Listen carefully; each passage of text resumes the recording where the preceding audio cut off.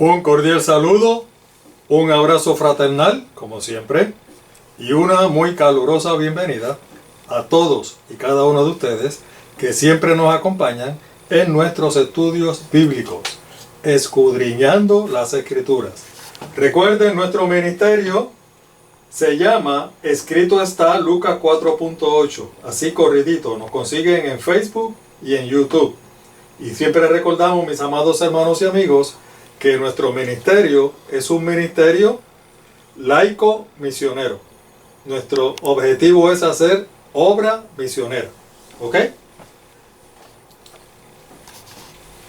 Bienvenidos sean todos a nuestro estudio bíblico. El tema de hoy, la purificación del santuario, sería la parte 11.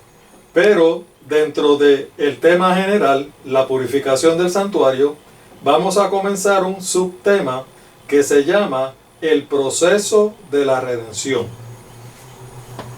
Eso es lo que vamos a tener hoy. Como siempre, vamos a elevar una plegaria a nuestro Dios para que nos acompañe en este estudio. Padre de eterna misericordia, te alabamos, te glorificamos, te adoramos y te damos gracias, mi Dios, por todas tus bendiciones. Gracias, Padre, por esas bendiciones materiales con que tú nos colmas. Gracias, mi Señor, por todas esas bendiciones espirituales y de todo tipo que tú nos colmas. Gracias, gracias, mi Dios, gracias por eso. Suplicamos tu presencia en medio nuestro. Acompáñanos, mi Dios. Toma el timón para que sean tus palabras y no mis palabras. Abre las mentes, mi Dios, para que podamos comprender tu santa palabra y poder encontrar el camino correcto hacia la salvación. Lo suplicamos en el nombre de Jesús. Amén y amén.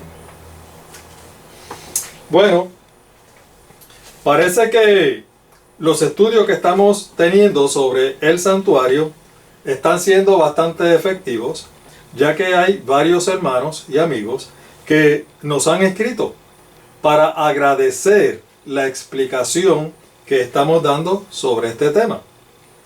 Eso pues nos alegra un montón, nos alegra mucho, porque precisamente ese es uno de los propósitos primordiales de nuestro ministerio. Proclamar el Evangelio, proclamar este maravilloso Evangelio de salvación, pero proclamarlo de una manera que sea bien comprendido. Ese es el objetivo. Así que le agradecemos a todos los que nos han escrito y recuerden que para nosotros conocer sus impresiones es muy importante. Gracias nuevamente.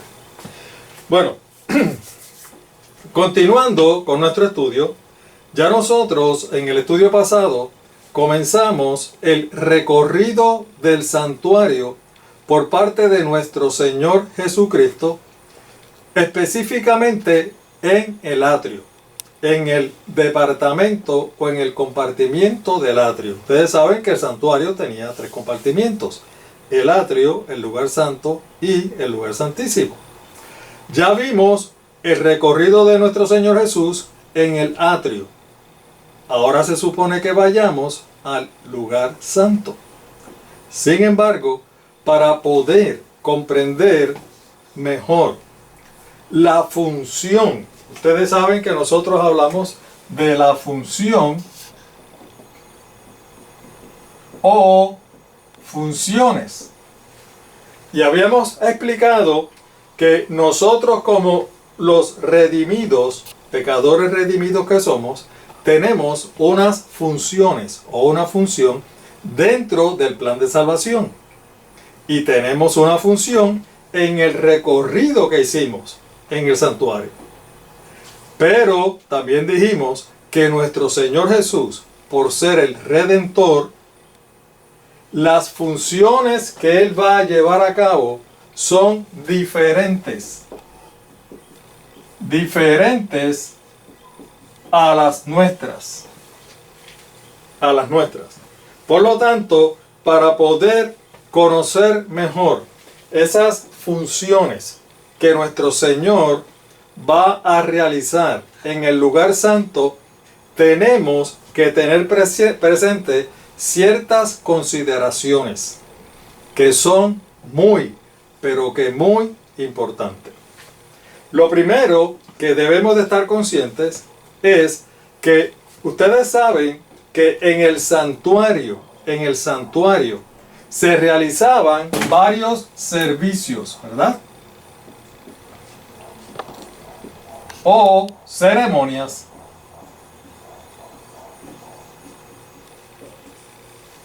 Varios servicios o ceremonias. Y esos servicios o esas ceremonias, quiero decirles que la Biblia nos dice que eso no fue invención de Moisés. Eso no fue invención de Aarón, que era el sumo sacerdote. Esos servicios y esas ceremonias fueron ordenadas por Dios. Y tan es así que Dios especificó en detalle cada ceremonia y cada servicio que se iba a llevar a cabo en el santuario. Lo que se iba a hacer, cómo se iba a hacer, inclusive la vestidura de los sacerdotes, los muebles en el santuario, cómo debían de estar, todo en detalle, pero todo especificado. Y está ahí en la Biblia, en el libro de Levítico está. Y entonces nosotros nos hacemos una pregunta, ¿verdad? Nos podemos hacer una pregunta. ¿Por qué nuestro Señor fue tan específico, tan detallista en describir detalle por detalle cómo iban a hacer estos servicios y estas ceremonias? ¿Sabe lo que pasa? Que esos servicios y esas ceremonias que se iban a llevar a cabo en el santuario, sencillamente iban a ser una representación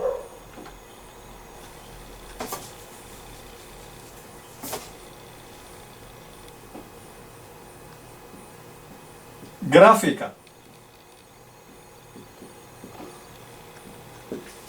Una representación gráfica. ¿Una representación gráfica de qué? Una representación gráfica precisamente de cómo se llama este subtema, de el proceso de la redención. Fíjense ustedes que nuestro Señor, el Dios Todopoderoso, no solamente se conformó con darle a su pueblo una información, una lección teórica, sino que Él prefirió darle una lección práctica. Práctica. ¿Por qué? Porque Él sabe que mientras más sentidos entren en una enseñanza, mejor se entiende, mejor se comprende.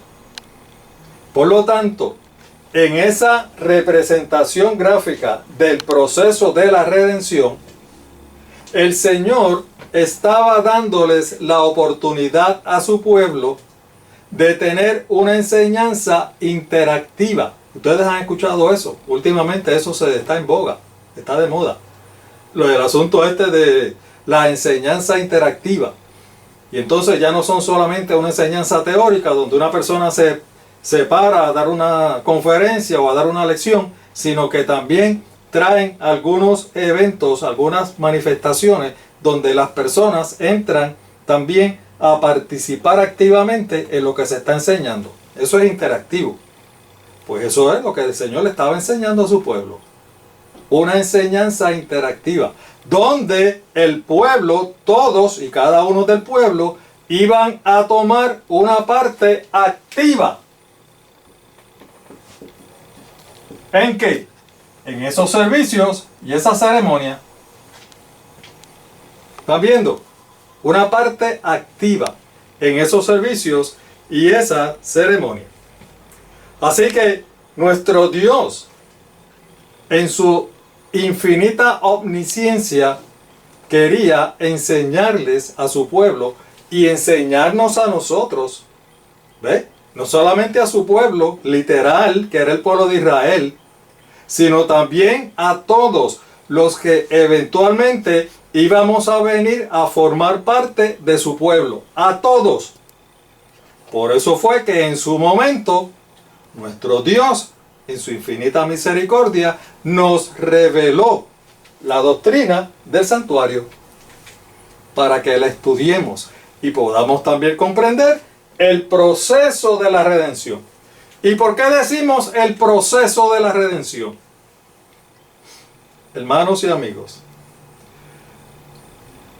la misión de salvar al hombre, la misión de redimir, de rescatar al hombre, hablando genéricamente, ¿verdad? Hombre y mujer, a nuestros padres y a todos sus descendientes. Esa misión no era tan fácil. No era cuestión de cuando ellos desobedecieron a Dios, Dios vino y decirle, eso no se hace, váyanse, lo voy a perdonar, pero váyanse. ¿Ve? No era tan fácil como eso. No, no. Había para poder Dios perdonar y darles la oportunidad de la redención, tenía que suceder un proceso muy importante. ¿Por qué? Porque se tenía que cumplir dos conceptos, dos principios para que eso pudiera suceder. Esos principios son la justicia y la misericordia.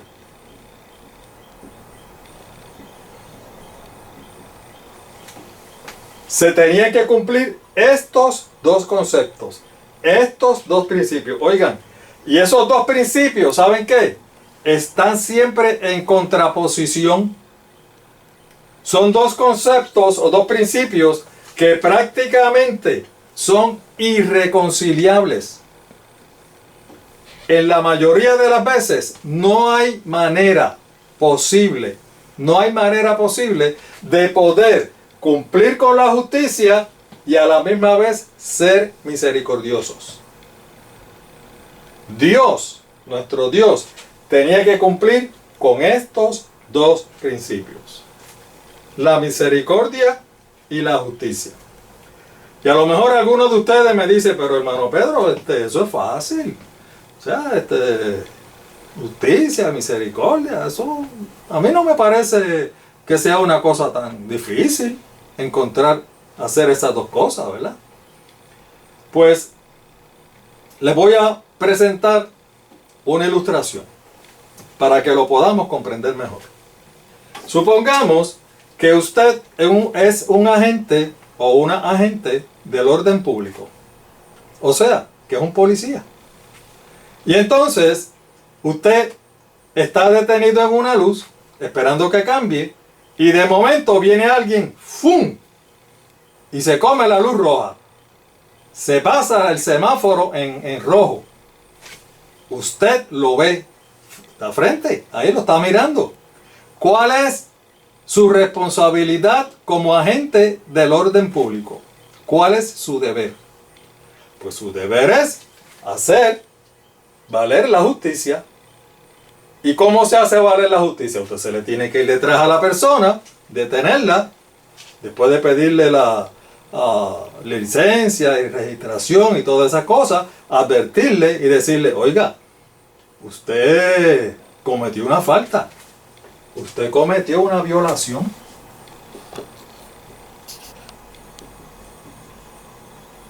Una violación, usted cometió una infracción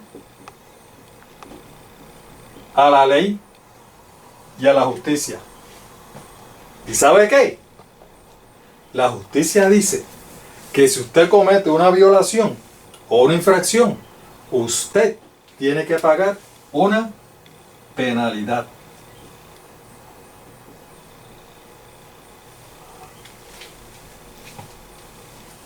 Ese es su deber como agente del orden público. Y si usted va a hacer uso de la justicia, si usted va a hacer valer la justicia, usted tiene que ir y levantarle un boleto a esa persona para que esa persona vaya y pague la penalidad. Pero ¿qué sucede? Cuando usted detiene a la persona, da la inmensa casualidad que esa persona es familiar suyo, un familiar cercano suyo, y usted lo quiere mucho, y la persona lo quiere a usted también. Y la persona le dice, oye, negrito, yo sé que me pasé la luz, pero tú sabes, nosotros somos familia y yo te quiero y tú me quieres, dame un break, déjame ir, tú sabes, no me dejes el boleto. Entonces, a usted quiere hacer misericordia con esa persona, o usted lo quiere dejar ir. Ese es el primer instinto suyo y mío también. Dejar ir a ese querido familiar que, aunque cometió una infracción, por usted amarlo, por usted querer a esa persona, usted quiere hacer uso de la misericordia y usted lo quiere dejar ir. Usted quisiera decirle, pues mira, vete, está bien, no pagues nada, yo no te voy a dar ningún boleto. Pero ¿qué pasa? Que hay otras personas mirando, y si usted le da un break a ese, le tiene que dar un break a aquel y a aquel otro. Todos van a solicitar lo mismo. Usted hace una excepción con uno, tiene que hacer excepción con todos. Y entonces, ¿qué va a suceder? Se les va a formar un caos. ¿Ve? Cada uno va a querer hacer lo que le da la gana, y entonces, aunque cometa las violaciones o las infracciones, no van a querer pagar. Y entonces, usted va a ser conocido como el representante del orden público que no hace valer la justicia, porque le está dando rey a todo el mundo. Entonces, ¿qué vamos a hacer? ¿Qué usted va a hacer? Hay una disyuntiva. Usted dice, si uso de misericordia y lo dejo ir para que no pague ningún boleto, número uno, estoy faltando a mi deber. No estoy haciendo valer la justicia. Y segundo, que las demás personas van a querer hacer lo mismo. ¿Ven? Si usted hace valer la justicia y usted decide ser justo, entonces, aunque sea su familiar más querido, aunque sea su familiar más cercano, usted dice, yo lo siento, pero te tengo que dar el boleto porque tú cometiste la infracción. ¿Me sigue? ¿Ven ustedes? No es tan fácil ser justicia y ser misericordioso a la misma vez. No es tan fácil, ¿verdad que no? Pues ¿saben qué? Cuando nuestros primeros padres decidieron desobedecer a Dios allí en el huerto del Edén, ellos lógicamente cometieron una infracción también. Ellos cometieron una violación. ¿Por qué? Porque ya nuestro Dios le había dicho que no comieran de ese árbol, porque el día que comieran de ese árbol, ¿qué iba a pasar? Iban a morir, ciertamente morirás. Oigan, la muerte a la que se está refiriendo ahí el Señor no es a esta muerte que nosotros pasamos ahora. Porque esta muerte que nosotros pasamos ahora es una muerte pasajera. La Biblia le llama a esta muerte un sueño. ¿Por qué? Porque en algún momento, hermanos, todos, absolutamente todos los seres humanos que han pasado por esta vida, por esta tierra, todos vamos a resucitar. Y el Señor dice que habrá resurrección para vida eterna y habrá resurrección para condenación perpetua. ¿Verdad? Todos tenemos que resucitar.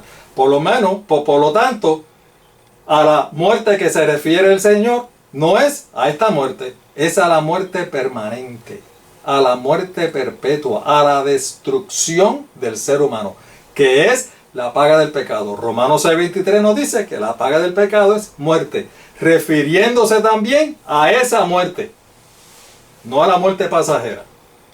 Así que cuando nuestros primeros padres decidieron violar el mandato de Dios, se convirtieron en pecadores. ¿Verdad?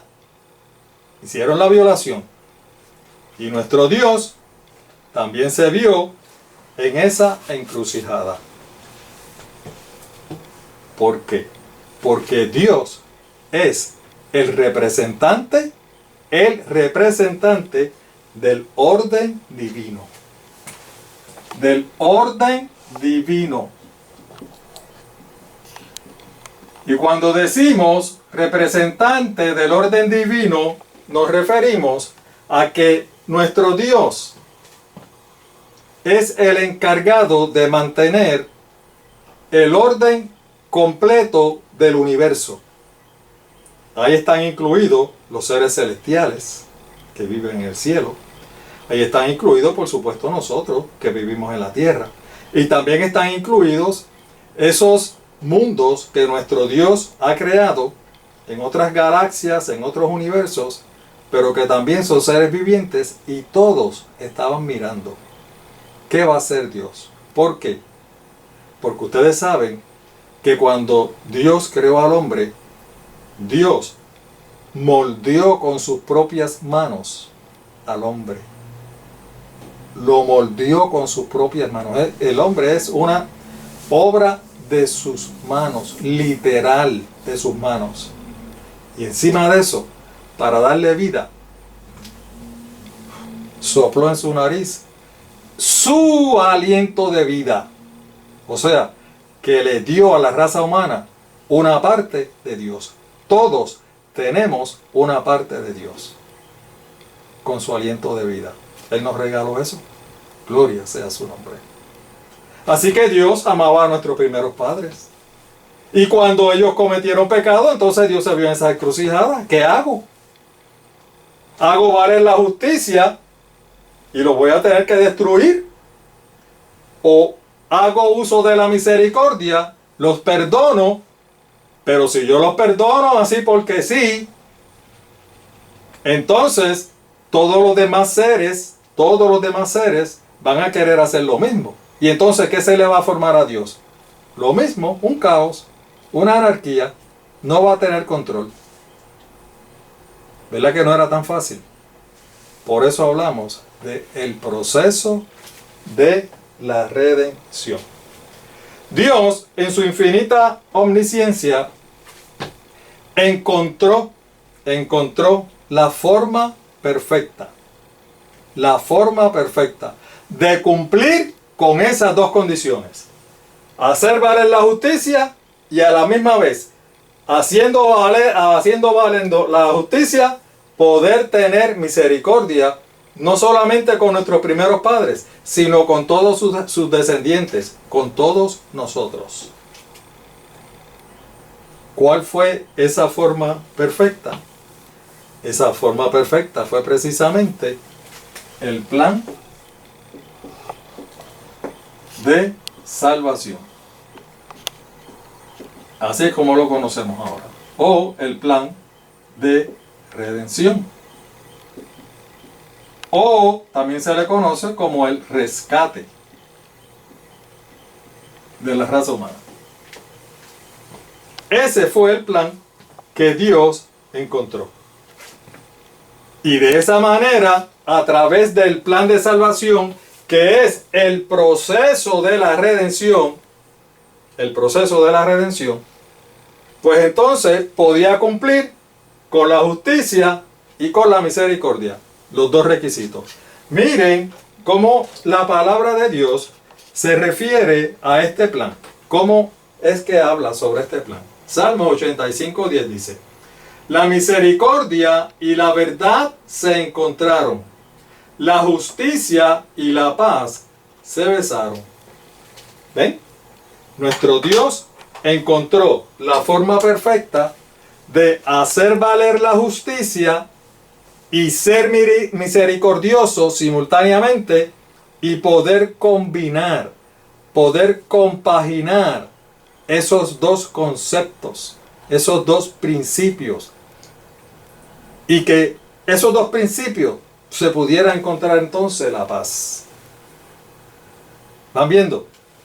De esa manera fue que surgió el plan de salvación. Ahora, les hago una pregunta.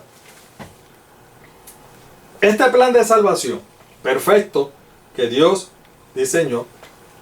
Este plan fue un plan improvisado a última hora de emergencia después que Adán y Eva pecaron. ¿Me entendieron la pregunta? Este plan de salvación fue un plan improvisado a última hora, un plan de emergencia. Fue que la junta divina se reunió, Padre, Hijo y Espíritu Santo, y empezaron a decir, oye, estos individuos cayeron en pecado, esta gente no fallaron, ¿qué vamos a hacer?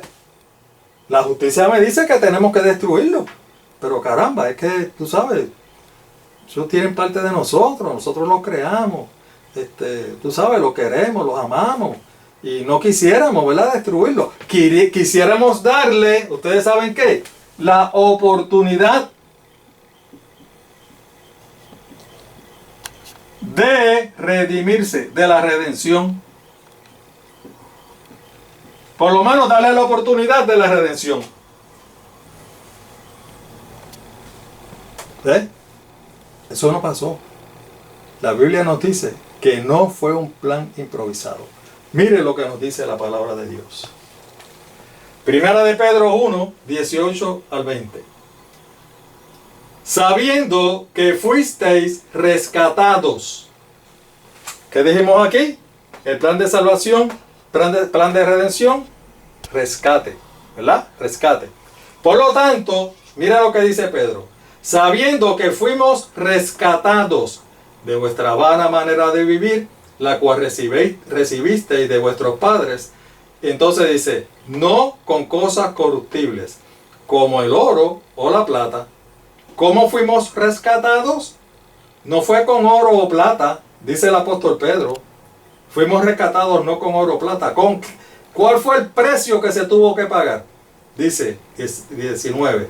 Sino con la sangre preciosa de Cristo, como de un cordero sin mancha y sin contaminación. ¿Cuál fue el precio de ese rescate? La sangre preciosa de nuestro Señor Jesucristo. El sacrificio santo de nuestro Señor Jesucristo. Ya destinado, dice, ese plan de salvación, dice, ya destinado, ¿desde cuándo? Desde antes de la fundación del mundo, pero manifestado en los postreros tiempos por amor de vosotros. ¿Desde cuándo fue diseñado, planificado, concebido ese plan? Desde antes de la fundación del mundo. Ese es el apóstol Pedro. El apóstol Juan nos dice allí en Apocalipsis 13:8. A la bestia la adorarán todos los habitantes de la tierra, aquellos cuyos nombres no han sido escritos en el libro de la vida. ¿Y ese libro de la vida qué es? El libro del Cordero, que fue sacrificado desde la creación del mundo.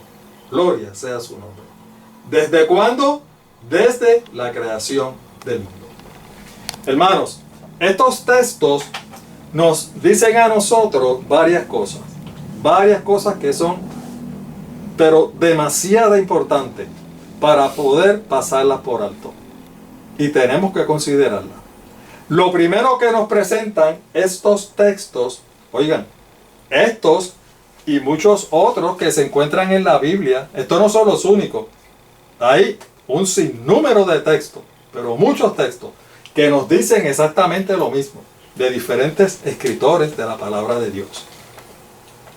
Pero específicamente esto, que es lo que tenemos aquí, nos están diciendo lo primero, que el plan de salvación no fue un plan de emergencia. No fue emergencia. No fue. Entonces, ¿qué fue? Fue un plan de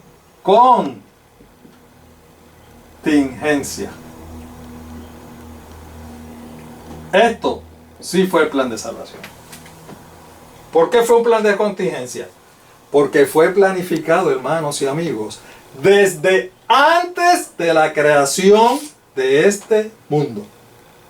Desde antes, hermanos, de la creación. Es decir, que nuestro Dios, para cuando hizo este mundo, para cuando creó este mundo y creó a nuestros primeros padres, ya la provisión.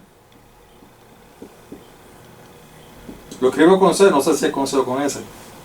No me parece que es con C, ¿verdad? Creo que es con S.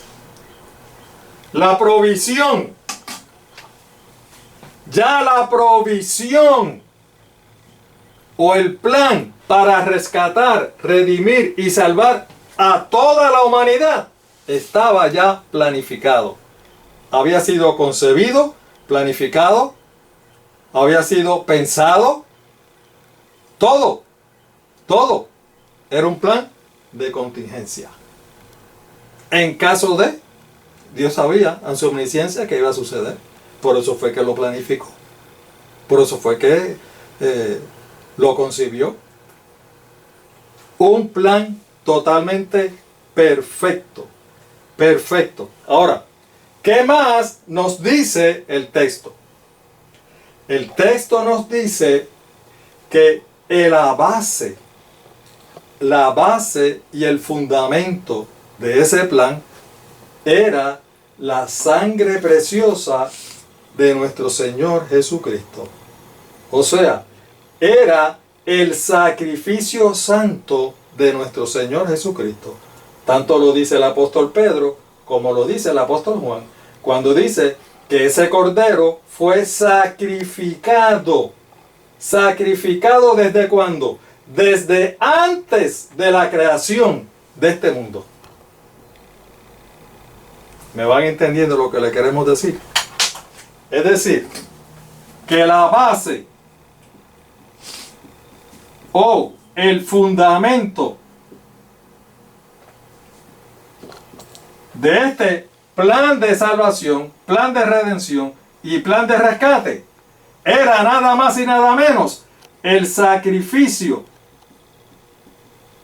de nuestro Señor Jesús. Esa era la base y el fundamento. Lo acabamos de leer. La base y el fundamento. ¿Qué quiere decir eso, mis amados hermanos? Esto quiere decir lo siguiente. ¿Me van siguiendo? Quiero que me vayan siguiendo. Esto quiere decir lo siguiente.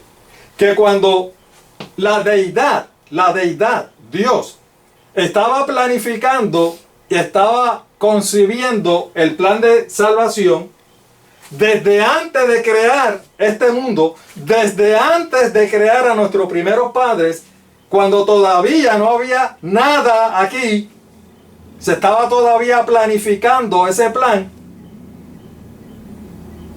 nuestro Señor Jesucristo, la segunda persona de la deidad, dijo: yo me ofrezco de voluntario para ir a rescatar a esas personas. Yo me ofrezco de voluntario. Gracias, mi Dios. Alabado sea tu nombre. Gracias, gracias. Desde antes de la fundación del mundo, ya nuestro Señor Jesucristo, lo dicen los textos, se estaba ofreciendo de voluntario para venir al rescate de la raza humana. Gloria sea mi Dios. Alabado sea tu nombre.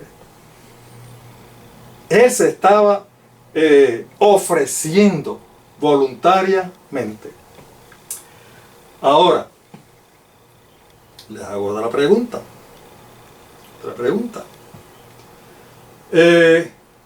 Esto significa entonces que cuando nuestros primeros padres cayeron en pecado y desobedecieron, el Señor Jesús inmediatamente dijo: pues mira, como ya yo me comprometí, aquí voy, aquí yo estoy aquí. Vengan, crucifíquenme. Vengan, yo voy a hacer el sacrificio ahora. ¿Eso fue lo que pasó? ¿Verdad que no?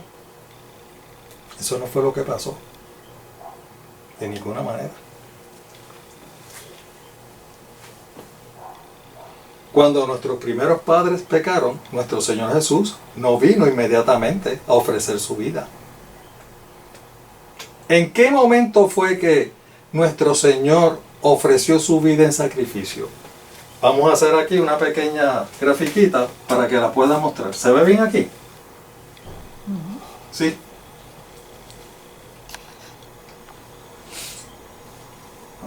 por aquí. Sacrificio. Sacrificio. Hermanos, esta fue la creación, ¿verdad? La creación de nuestros primeros padres. Ellos cometieron pecado aquí. Ellos vivieron un pequeño tiempo felices y después decidieron desobedecer. ¿Qué pasó? ¿Qué pasó con el plan de salvación? ¿Qué pasó con el plan de salvación? Hermanos, cuando ellos cayeron en pecado, inmediatamente entró en vigor el plan de salvación. ¿Y por qué sabemos que entró en vigor? Número 1, porque la Biblia lo dice. Y número 2, porque Dios no destruyó a nuestros primeros padres. Ellos recibieron la oportunidad de la misericordia, la oportunidad de ser redimidos, la oportunidad de la redención. ¿Lo ven? Es decir, que como ese plan ya estaba planificado, pensado, ya estaba hecho al detalle, pero al detalle, lo que iba a suceder en cada momento.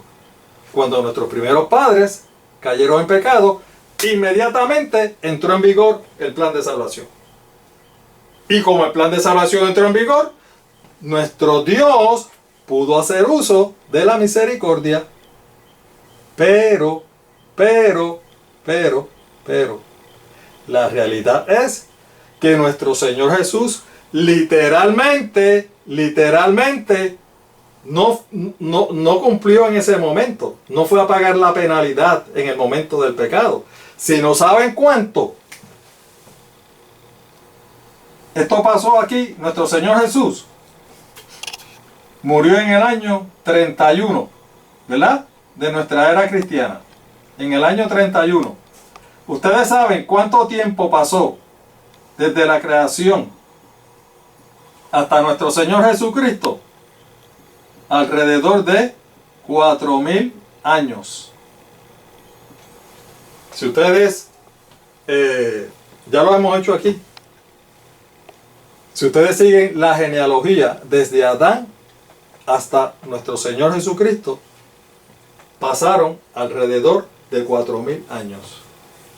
Es decir,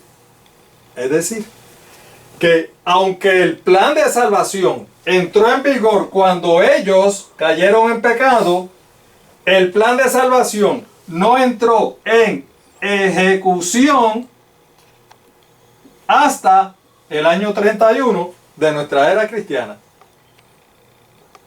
Y entonces, ¿qué fue lo que pasó?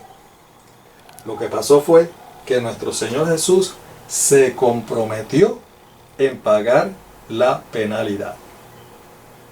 En otras palabras, que durante estos 4000 años, lo que existía era la promesa del Mesías. La promesa del Mesías. ¿Cómo podemos entender esto? Les voy a hacer otra pequeña ilustración. Vamos a suponer que usted es un dueño de un negocio y usted a fin de mes va a donde sus clientes y les cobra. Y sus clientes pues le pagan a fin de mes. Este cliente le paga en efectivo, el otro le paga con ATH, el otro le paga con un cheque.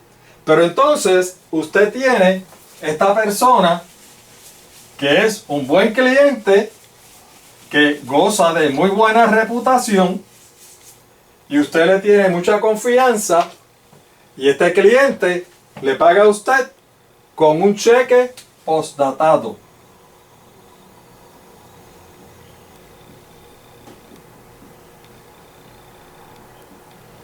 Usted sabe lo que es el cheque postdatado, ¿verdad? Un cheque postdatado.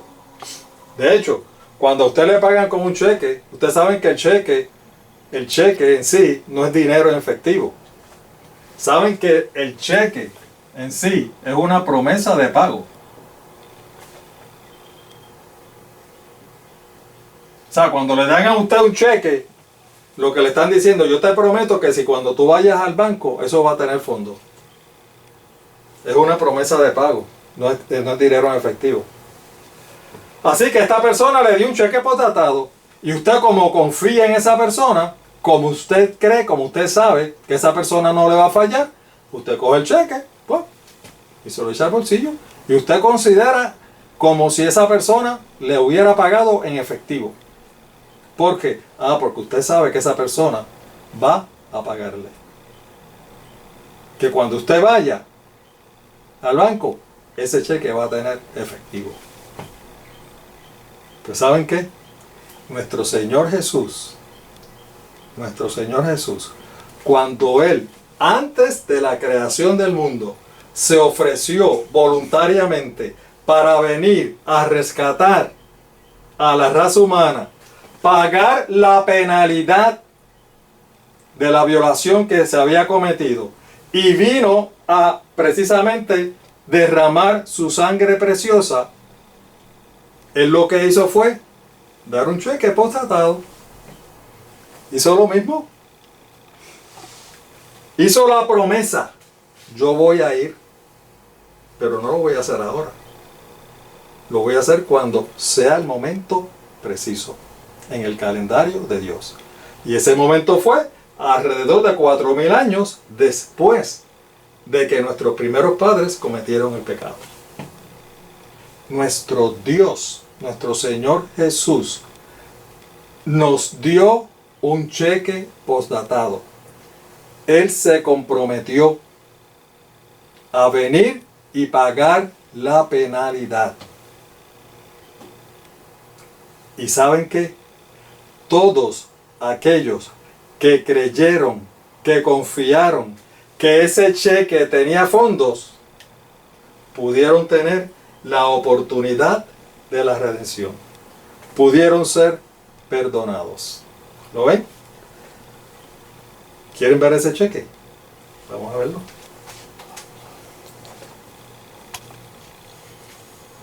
Reino de Dios. Eso pasó en el reino de Dios. Los cheques tienen una fecha. Número 1. Tienen un número. Este fue el número 1. ¿Y por qué es número 1? Hermanos, porque cuando se concibió el plan de salvación, si el plan de salvación, la base y el fundamento era nuestro Señor Jesucristo, ¿cuántos planes de salvación habían? ¿Cuántos planes de salvación nuestro Dios concibió? ¿Cuántos planes de salvación se iban a llevar a cabo? ¿Cuántos? Le hago la pregunta de otra manera. Si el plan de salvación era el sacrificio de nuestro Señor Jesucristo, ¿cuántos Jesucristos vinieron a entregar su vida para que nuestros pecados fueran perdonados? ¿Cuántos? Uno solo. Uno solo, ¿verdad? Por lo tanto, ¿cuántos planes de salvación existían? Uno solo. Un solo plan de salvación. Era el único plan de salvación que existía.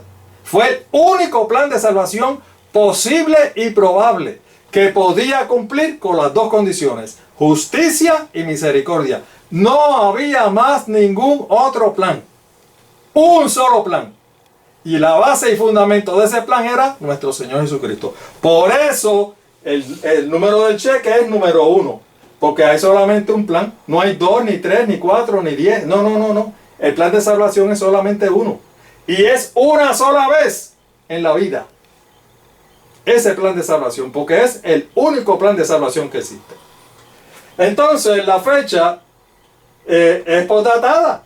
Aunque este cheque fue dado antes de la fundación del mundo, tenía su caducidad.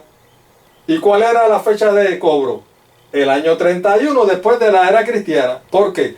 Porque en ese año fue que nuestro Señor Jesucristo entregó su vida en la cruz del Calvario por nuestros pecados. Así que la fecha fue el año 31 después de la era cristiana. El año en que nuestro Señor Jesús falleció, murió y entregó su vida. ¿A nombre de quién iba el cheque? El cheque iba a nombre de todos los que deseen la redención. Todos los que quieran ser redimidos.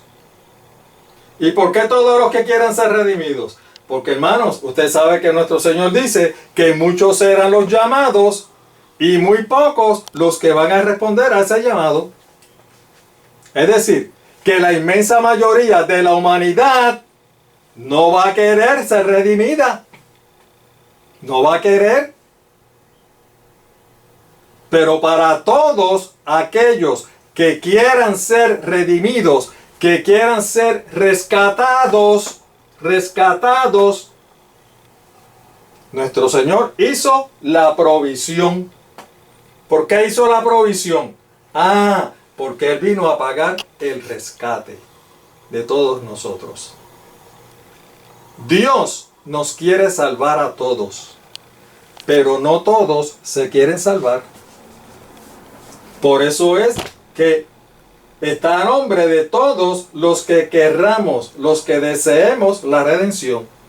Yo le pregunto, ¿usted aceptó al Señor como su Salvador personal? Si usted lo aceptó, yo también lo acepté. Nosotros fuimos de esos pocos que deseamos tener la redención. O sea, que ese cheque fue para todos nosotros, toda la humanidad. Para todos.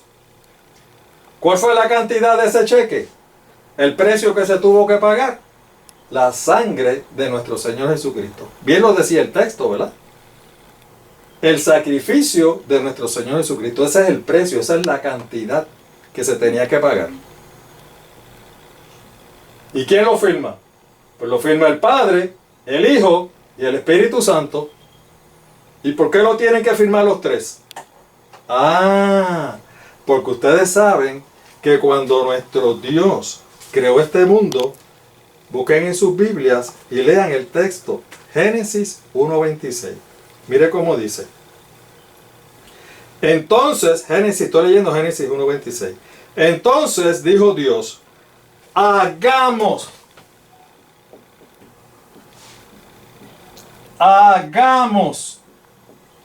Oiga, esto está en plural. No está en singular. Dios no dijo, voy a hacer el hombre a mi imagen conforme a mi semejanza. No. Dios dijo, hagamos el hombre a nuestra imagen conforme a nuestra semejanza. O sea, que en la creación de este mundo, en la creación de la humanidad y de todos nosotros, los tres participaron.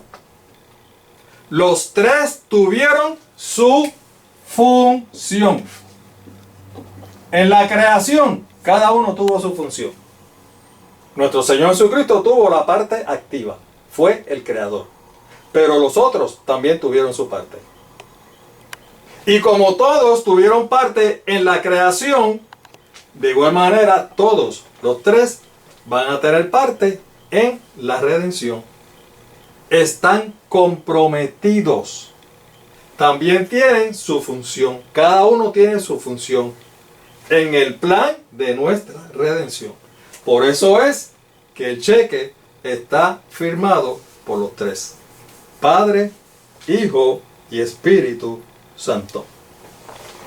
Quiero mostrarles en los minutos que faltan, si me da tiempo, vamos a sacar esto de aquí. Porque quiero mostrarles ahora una gráfica explicando más o menos esto mismo. Pero ustedes saben que a mí me gusta explicar las cosas bastante bien, para que haya las menos dudas posibles. Y entonces hicimos esta gráfica para que lo que vamos a explicar es similar a lo que hemos explicado hasta ahora. Miren. Esta es el año 31. La muerte de nuestro Señor Jesucristo. Ustedes saben que la historia se divide en dos: antes de Cristo y después de Cristo. Estas personas que vivieron aquí, estas personas que vivieron desde la creación hasta nuestro Señor Jesucristo, se les llama antes de Cristo. Y todos los que vivimos desde nuestro Señor Jesucristo, después de nuestro Señor Jesucristo, hasta el día de hoy, que es 2023, Y de aquí en adelante, todos los años que falten, si es que faltan mucho, todos los que hemos vivido aquí, todos, después de Cristo. Antes de Cristo y después de Cristo. Oigan, la Biblia también se divide en dos. Se divide el Antiguo Testamento y el Nuevo Testamento, ¿verdad? Y el Antiguo Testamento se escribió acá en este periodo. Y el Nuevo Testamento se escribió, bueno, no hasta allá, ¿verdad? Fue hasta aquí, porque fue hasta el año número, más o menos como el año número 90, ahí, más o menos, 96. Bueno, Antiguo Testamento y Nuevo Testamento. Habíamos dicho que de la creación al pecado, pues, tuvo un periodo pequeño, ¿verdad? Corto o largo, no sabemos. La Biblia no dice cuánto. Así que hubo un periodo entre la creación y el pecado. Pero, desde la creación de Adán hasta nuestro Señor Jesucristo, ya dijimos que por la genealogía que nos da la Biblia, hay aproximadamente 4000 años. Es decir, que este periodo de la historia del mundo fue de aproximadamente 4000 años. Este otro periodo después de Cristo, ya llevamos 2023, o sea, alrededor de 2000 años, un poco más de 2000 años. Según lo que estudiamos, los textos que estudiamos, nos dice que el plan de redención o el plan de salvación fue concebido, fue diseñado desde antes de la fundación del mundo, ¿verdad? Desde antes de la fundación del mundo. Y habíamos dicho que ¿cuántos planes de salvación existían? Uno solo, ¿verdad? Porque está basado en nuestro Señor Jesús, en la muerte de nuestro Señor Jesús. ¿Y cuántos vinieron a morir? Uno solo. Pues solamente hay un plan de salvación. Y ese plan de salvación fue efectivo para estas personas que vivieron desde Adán hasta nuestro Señor Jesús. Aquí lo tienen, ese plan de salvación. Pero ese plan de salvación, como es uno solo y como la historia todavía continúa después de nuestro Señor Jesucristo, ese mismo plan de salvación, el mismo, no es otro, es el mismo, ese mismo plan de salvación también está en vigencia durante este periodo de la humanidad, el periodo de historia de la humanidad. Ahora bien, a través de ese plan de redención, habíamos dicho que estuvo disponible el perdón. Para todas estas personas estuvo disponible. ¿Por qué? Porque el Señor había hecho la promesa de venir, de pagar la penalidad y rescatarnos. Por lo tanto, la disponibilidad de perdón estuvo disponible desde que nuestros primeros padres cayeron en pecado hasta nuestro Señor Jesús. Y luego que el Señor Jesús viene y se ofrece como sacrificio, todavía también esa disponibilidad del perdón está disponible para todas las personas que vivamos en este otro periodo de la historia después de nuestro Señor Jesucristo. Habíamos dicho que cuando nuestros primeros padres cayeron en pecado, entró en vigor, rapidito entró en vigor el plan de salvación. ¿Por qué? Porque ya el Señor se había comprometido.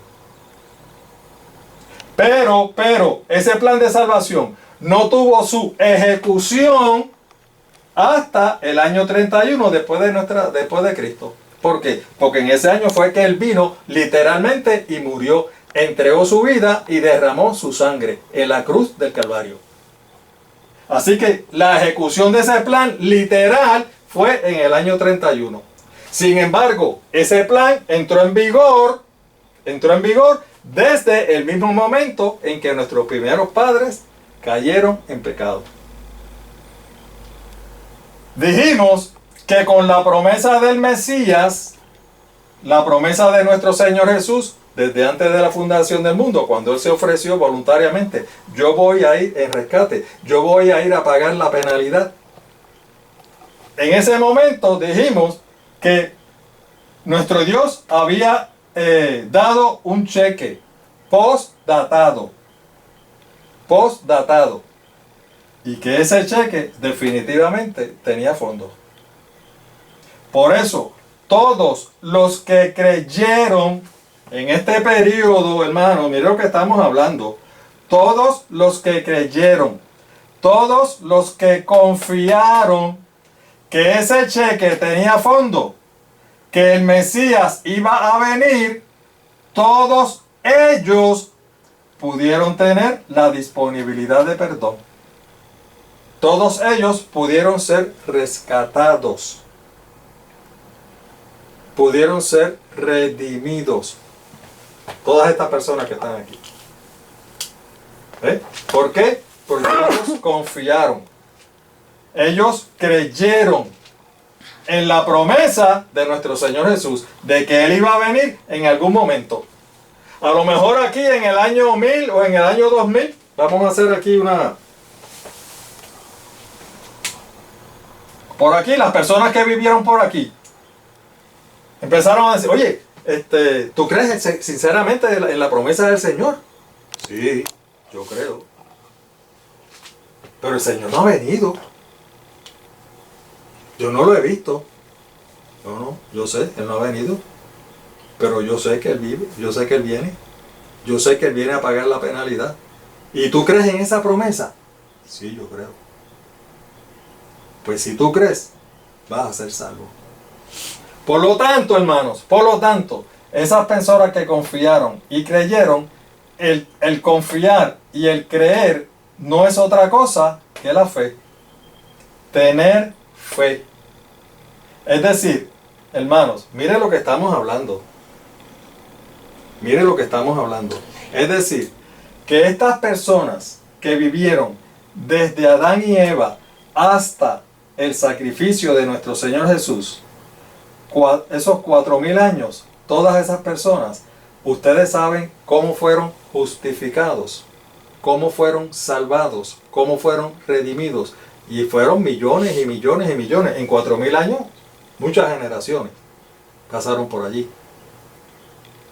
Todos ellos saben cómo fueron justificados y salvados. Por la fe. ¿Por qué por la fe? Porque ellos creyeron en la promesa del Mesías. Y como el plan de redención sigue siendo el mismo, porque solamente hay un plan de salvación, un plan de redención, pues nosotros que vivimos después de nuestro Señor Jesucristo, también somos salvados por la fe. ¿Por qué? Porque el plan es el mismo. El medio de salvación es exactamente el mismo. La fe en nuestro Señor Jesucristo. Es el único plan que existe. Es el único plan que existe. No hay otro. Lo que pasa es que los que vivieron en este periodo, ellos tenían fe en que el Señor iba a venir. Porque la promesa del Mesías, el Señor estaba en el futuro. Todavía no habían venido. Ellos tenían fe en que el Señor iba a venir. Después de nuestro Señor Jesucristo vino. Ahora, después de 2000 años, nosotros tenemos la misma fe. Pero la tenemos entonces hacia el pasado. ¿Por qué? Porque confiamos en que el Señor en el año 31 de nuestra era vino y entregó su vida. Pagó la penalidad para que usted y yo pudiésemos ser redimidos. Gloria sea a nuestro Dios. Nosotros ahora tenemos sencillamente la seguridad del Mesías. ¿Por qué? Porque el Mesías ahora está en el pasado. Ya nosotros sabemos. La Biblia lo describe. Y dijo que sí. Mas venido el cumplimiento del tiempo. Ya el tiempo se cumplió. El tiempo en esta época todavía no se había cumplido. Pero ya el tiempo se cumplió. Así que el mensaje principal, mis amados hermanos y amigos, que le queremos llevar es que la revelación maravillosa que tenemos que estar conscientes es que el único plan, el único, hermanos, y esto hay que ponerlo en letras mayúsculas, único plan que existe desde antes de la fundación del mundo, la base y fundamento es nuestro Señor Jesucristo. Y el único medio por el cual nosotros podemos ser redimidos es por la fe en nuestro Señor Jesucristo. Ellos fueron redimidos por la fe porque creyeron la promesa. Nosotros somos redimidos por la fe porque también creímos que ya el Señor vino y murió por nosotros. Qué revelación maravillosa, ¿verdad? A lo mejor muchos de ustedes pensaban otra cosa. Este estudio vamos a continuar la semana que viene. Esto no queda aquí. Todavía quedan algunas cosas que son maravillosas, que la vamos a tratar. Pero como ya se me acabó el tiempo, la vamos a dejar para el próximo estudio. Por lo tanto, le invitamos, ¿verdad?, que sigan nuestros estudios en YouTube y en Facebook, porque estamos en las redes sociales. Tenemos nuestro canal y nuestra página. Seguimos escudriñando y estudiando la palabra de Dios, escudriñando las Escrituras. Con nuestro ministerio, escrito está Lucas 4.8. Así que hasta aquí nos despedimos. Que nuestro Dios nos bendiga a todos.